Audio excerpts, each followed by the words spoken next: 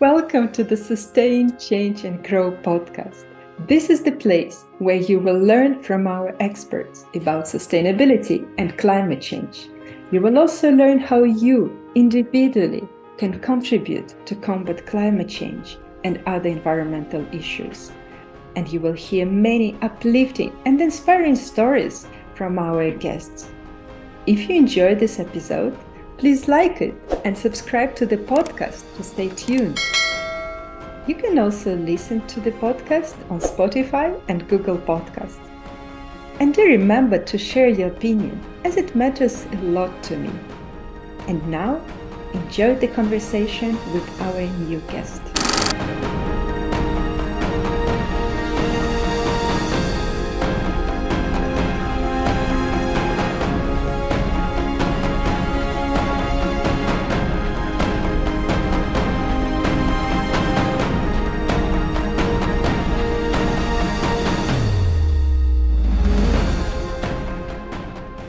Hello.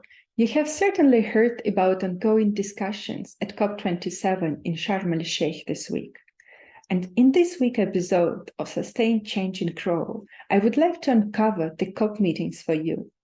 I will talk to 3 experts to hear their opinions about COP meetings, their experience, assessment of the last year meeting, and expectations of the ongoing meeting. First guest is Abdulmajid Abubakar, an environmental activist from Nigeria, who became an activist after he lost his farm due to the climate change. Second guest is Sahil Shah, tech and sustainability entrepreneur from UK. And my third guest is Jakob, Thomae, a social entrepreneur and sustainable finance expert from Germany. You can also find all the episodes with the guests in the podcast. But before turning to the guests, let me start with the brief info note on the COP, or the Conference of Parties, to give you the background for our discussion. In 1992, in Rio de Janeiro, during the Earth Summit, 154 states signed the United Nations Convention on Climate Change. Conference of Parties, or COP, is the Convention's supreme government body. 2 key milestones of the COP are Kyoto Protocol and Paris Agreement. The Kyoto Protocol was signed in 1997 and ran from 2005 to 2012. It legally bound 13 industrial countries to emission reduction targets. Following Kyoto Protocol, countries had to reduce their emissions by predefined amount. Targets varied across countries, but on average, it was required to reduce carbon emissions by about 5% relative to the 1990 level. Countries had 3 options how to do so. The first 2 options essentially referred to the possibility to trade carbon emissions between industrialized countries. Countries that reduced their emissions by more than required could sell their emissions to countries who didn't achieve their targets. The third option refers to the Clean Development Mechanism, whereby industrialized countries could buy the emission reductions arising out of the implementation of projects located in non-industrialized countries to meet their emission reduction targets. For example, European Union investing in solar panels in sub-Saharan Africa can use the saved emission reductions to meet its own emission reduction target. Many countries also established emission trading schemes for firms, also known as cap-and-trade system. The largest and oldest is the EU ETS, or European Union Emission Trading Scheme, operating since 2005. The second key milestone is Paris Agreement, that was signed in 2015 by almost 200 countries in Paris. It is known for its agreement to keep a global temperature rise during this century well below 2 degrees above the pre-industrial levels, and to pursue efforts to limit the temperature increase even further to 1.5 degrees. The agreement also aims to strengthen the ability of countries to deal with the impacts of climate change, and make finance flows consistent with the pathway towards low greenhouse gas emissions and climate-resilient development. Nationally determined contributions, or NDCs, is one of the mechanisms to achieve the targets. Countries determine themselves what contributions they should make to achieve the aims of the treaty.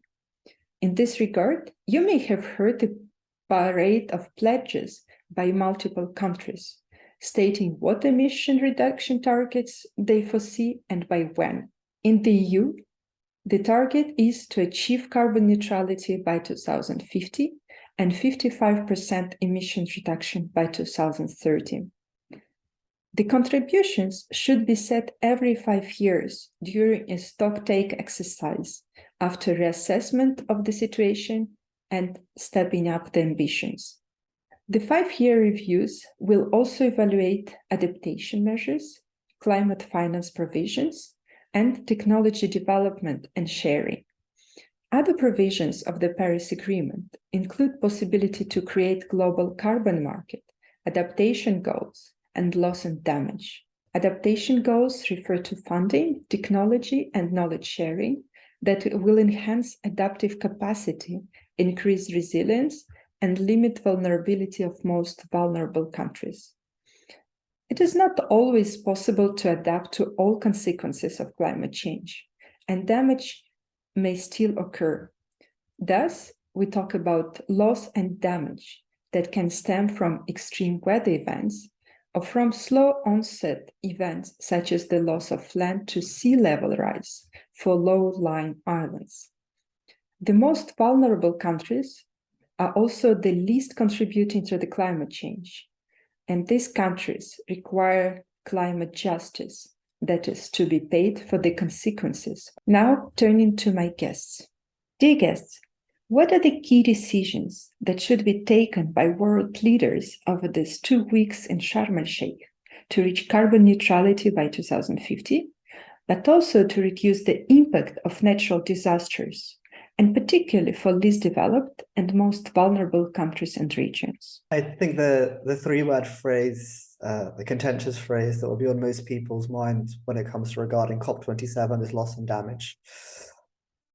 So obviously we've spoken so far about a sort of climate adaptation finance, but I guess the idea behind loss and damage is that countries, wealthier countries that are more responsible for historical emissions, actually pay in retrospect to the developed countries, especially the small island developing states, in order for the impact it has on them. I think it's promising that sort of Denmark, and if I remember correctly, Scotland as well, have now pledged money to actually pay for loss and damage.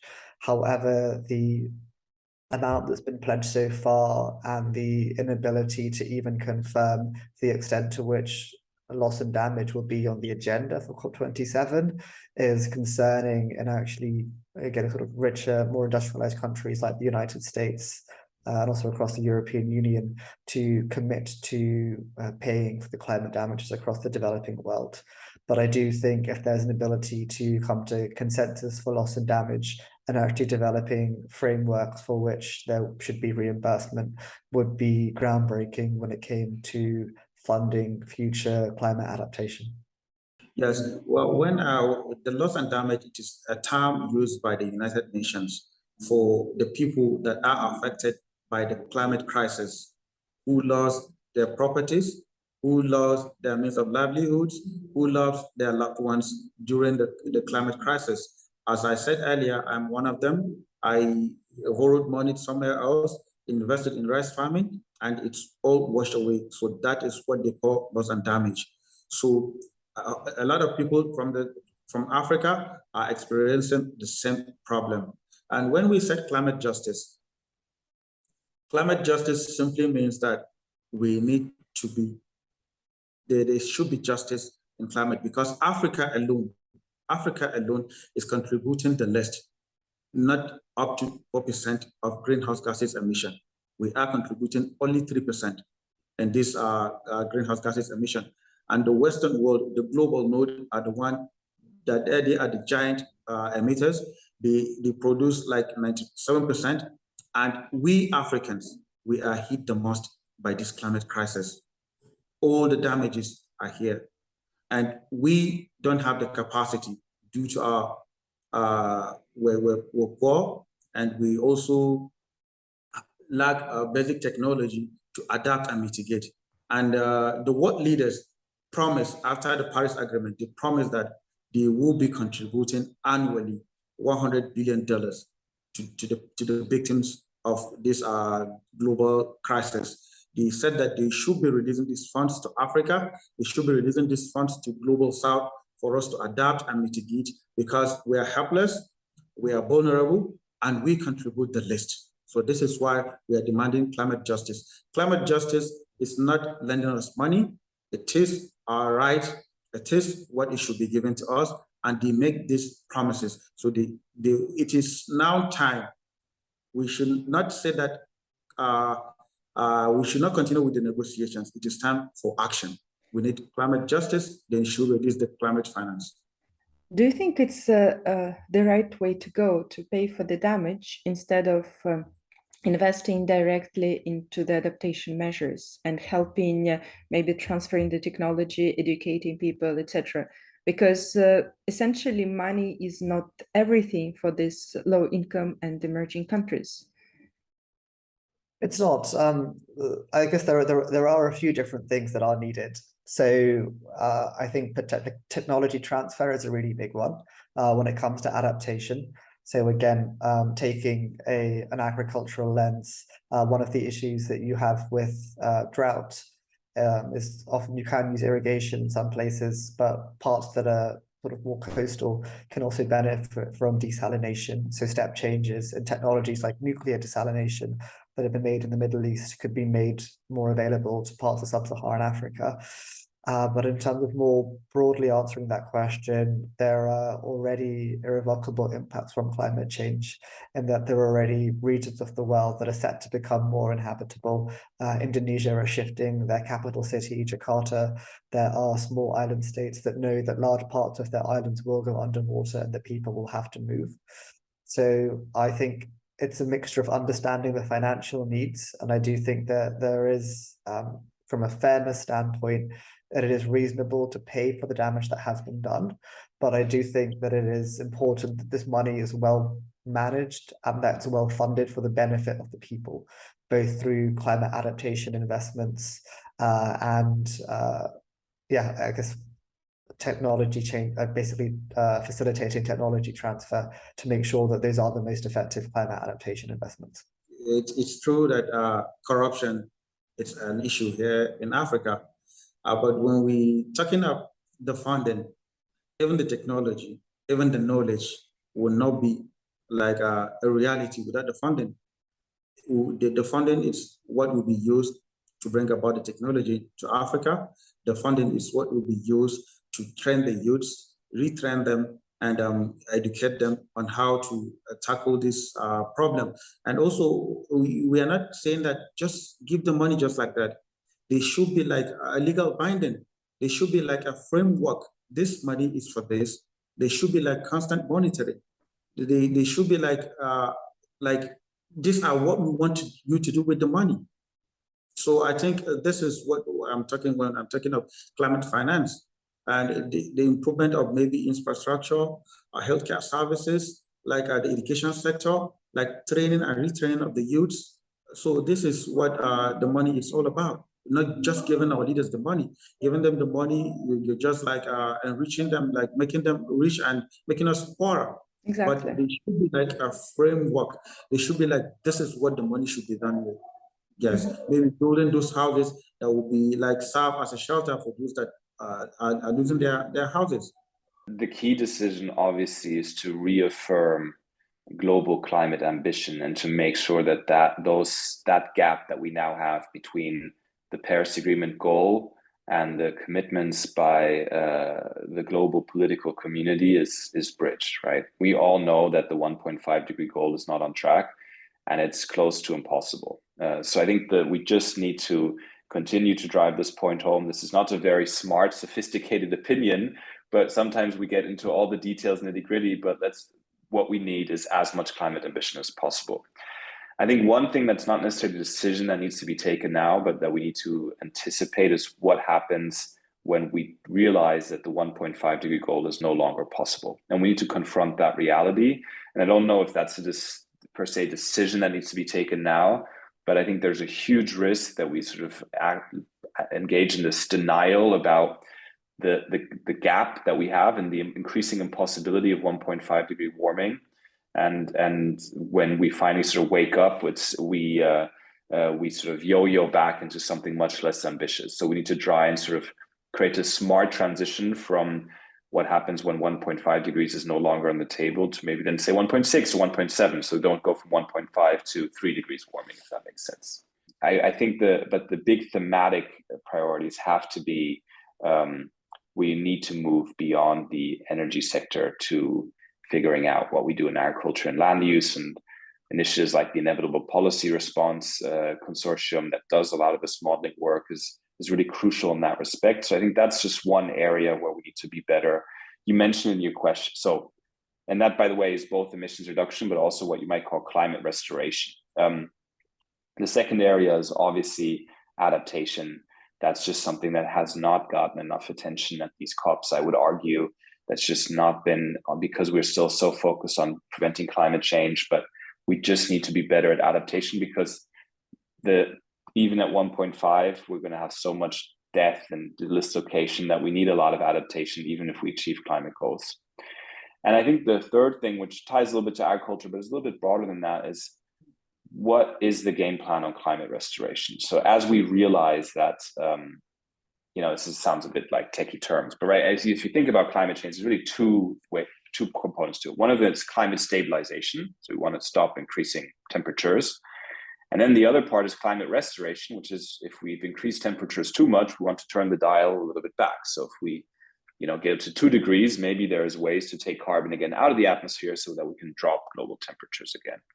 And I just really hope that we start focusing on that, because as 1.5 becomes out of the picture, we need to invest in climate restoration to get back to 1.5 once we've done what's called an overshoot. So those, I would say, the 3 priorities for me, but I'm sorry to be pessimistic. I don't see this COP as like kind of a turning point on this. I think it's really a sort of more a stop on the way to the global stocktake and to advancing those issues.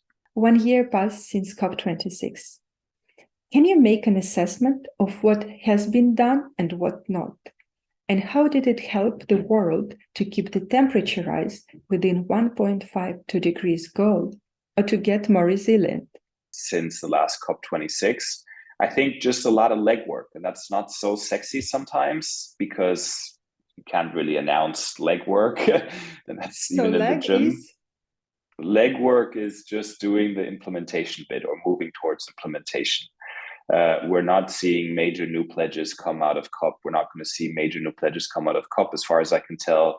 That was last year. So now the bigger focus is on implementation. And that's always a good thing, because it's more interesting, I think, to do the work than to talk. It's more interesting to walk. I think in terms of the actions that we have seen in the past year, they do not match the nature of the rhetoric that was used at the conference.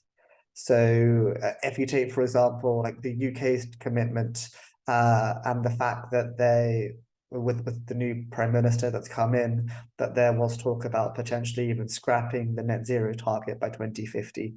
If you look at investments that have been made globally in coal and natural gas, in oil, they don't necessarily match the statements that were made. A lot of the nature of the statements that were made at COP26 were longer term oriented rather than actions to be taken in the next year.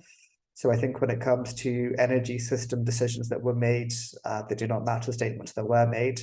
However, when it does come to finance mobilized, at least within mitigation finance, such as the Glasgow Alliance that was announced, that has the actions definitely have materialized in conjunction with what was said.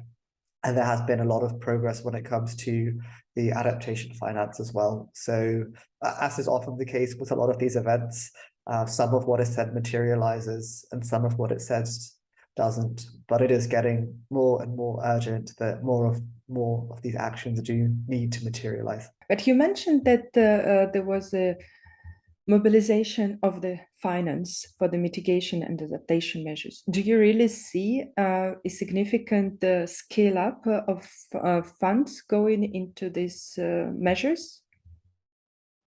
More so in mitigation and adaptation, but yes, if you look at, for example, investment numbers in Europe for technologies like offshore wind and solar, these are substantively larger than the year before. So we are seeing more work that's being done when it comes to shifting our energy systems. However, it's still fairly narrow. For example, the global food system that produces over 15% of the world's total emissions was not really spoken about when it came to COP26, at least when it came to mitigation. And very little work has been done over the past year when it comes to decarbonizing the agricultural and the food system.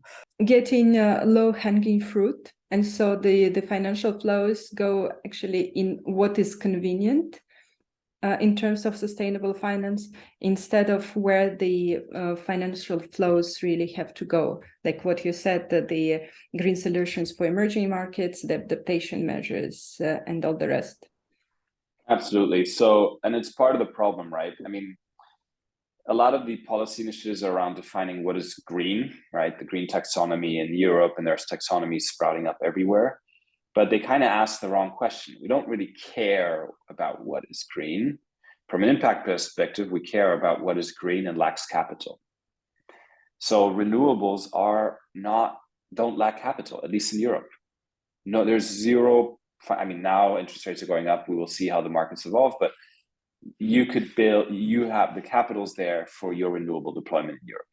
And the capital costs are there. Maybe you want them to be even lower, maybe a little bit more. I'm not saying everyone gets a deal who wants to build a wind farm in Europe, but this is not at all a financial sector problem. And that's to the contrary. The investability is super high, the track record is high, the sort of contract experience is high. This infrastructure around financing this sector is now so developed because we just have a big track record of investing in renewables. But where we still have huge capital gaps is zero carbon aviation, zero carbon materials. And a lot of that is in more risky sectors. We don't have the track record. The markets are less mature. I mean, material markets mature, but zero carbon materials markets less mature. There's more risk, there's more uncertainty. You don't know what you need to protect yourself against. And this is just where the financial, there are parts of the financial sector that do that. That's what venture capital funds are for, obviously. But there is just such a huge focus in financial sector on what we know, and it's piling a lot of money into renewables, which is great. I'm not against that, but which is, as you say, the low-hanging fruit. And when it comes to the harder to get stuff, we have some cool venture capital funds, no doubt, but then putting the money into building a negative emissions technology sites, those are still such early days, and finance just needs to step up more on these areas.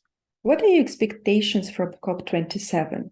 My expectations from COP27 have changed slightly since when COP26 was over. My initial expectations were to have the NDCs, the nationally defined contributions, and to have much more ambitious targets set, especially those set that are much nearer term. I think easy for democratically elected governments that will only be around for the next 5 or 10 years to set targets to the 30 years from now, because they know it won't be their problem, but it's much harder to set targets for 5 or 10 years. So I think more ambitious short-term targets on the NDCs is something that I would have said 11 months ago. However, given the global energy crisis that we have seen in recent months, and the associated and basically the shift towards focus on energy security. For example, in the UK, they're scrapping the green energy levy. I have strong concerns that there will be a shift away from NDCs and reducing carbon footprint in the short run, and that will be replaced by investments in energy security, which unfortunately may have lock-in pathways because of the cost associated with the capital cost associated with the extraction of these assets and the lifetime benefit of these assets. So I'm less optimistic than I was a year ago. And I don't think we'll see more ambitious NDCs. And when it comes to the loss and damage, there have been a number of statements made by the larger countries in the developed world, effectively trying to get them outside of the legal ramifications of loss and damage. So I'm not particularly hopeful. However, when it comes to broader climate adaptation finance, I do think we are getting closer, and I think we might have hit that $100 billion a year. And I do think we will see more climate adaptation finance mobilized. Whether it will be enough is yet to be seen. I mean, I'm not sure this is the COP for the major decisions, to be honest, actually. And there's a reason that some world leaders are not going, or just like in the UK, Rishi Sunak are going somewhat last minute.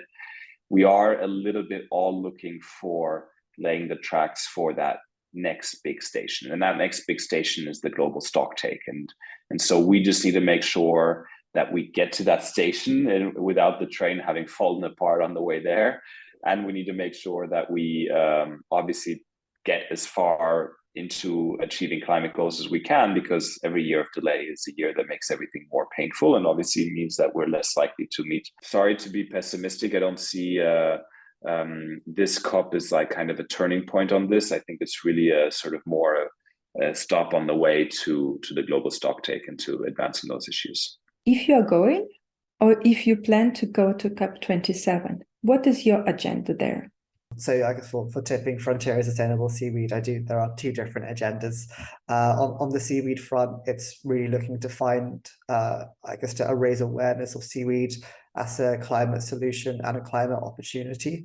So both how it can be used when it comes to mitigation and seaweed as the potential for a blue carbon sink, but also when it comes to adaptation and how seaweed farms can be used to develop adaptation for coastal communities who may no longer be able to fish, for example, and to diversify the risk associated with the food systems. When it comes to tipping frontier, it's really focused on engagement on some of the more complex risks associated with climate change, that it's not just about the direct impact of the climate-related hazards, but then how that feeds through. For example, we spoke previously about heat waves and human health, but the same goes for droughts, for example, and the impacts of food insecurity and malnutrition and then productivity. It's how cyclones affect migration patterns and what the impacts then are on, on social cohesion. And it's about taking a much more holistic view and approach to assessing both the costs associated with climate change, but also the range of adaptive measures that we will need to adopt. I intend to go to COP27 in Sharm el-Sheikh, Egypt. The objective is I'll be there for the vulnerable communities. I'll be there for the loss and damage victims, because I'm one of them. I'll be there for the frontliners of climate crisis. I'll be speaking for them. I will demand climate justice. There will not be climate justice when there's not climate finance.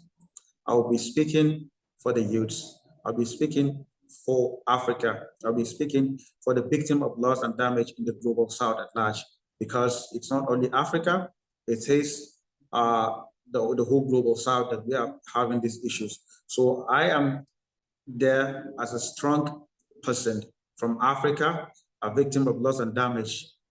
I want to speak to the world like we need climate justice. The agenda is, well, we always talk about finance. So we're going to be at a couple of meetings. There's some workshops on the net zero target setting of financial institutions. There are some conversations about the governmental initiatives around portfolio alignment. So all these things are going to be where you find us. But I'm not myself going this year. I've exhausted my travel budget. I hope you enjoyed this episode and found it informative. And I hope that it will help you to better follow the discussions at COP27 and also make your own mind about the progress of these discussions. And if you enjoyed the episode, please like it, subscribe, and share.